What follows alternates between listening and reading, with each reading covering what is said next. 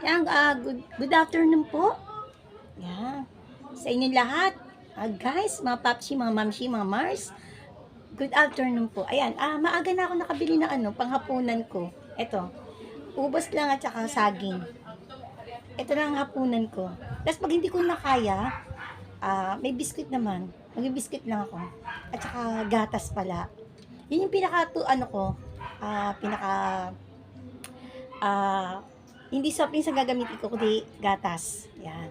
Gatas at saka to. Itong hapunan ko.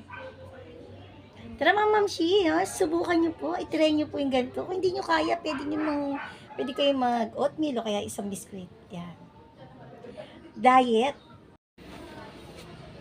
Alam niyo po talagang na ang mahirap talaga mag-diet. Pero kailangan natin mag-diet kasi pag too much sa rice, ayan, di ba?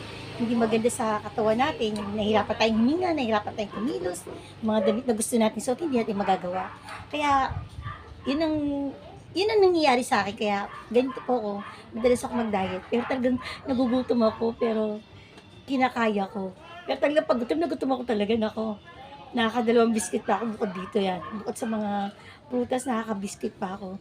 Kasi minsan gabi, hirap ako matulog. Yung gutom ako talaga. Ayan, no? Pero talaga, no? Yung bang sanayan lang. Nasanay na ako ng gano'n. Palagi naman. Tanghali minsan naman gabi. Depende sa mood ko kung anong gusto kong kumain ng talaga, ng mga ganito.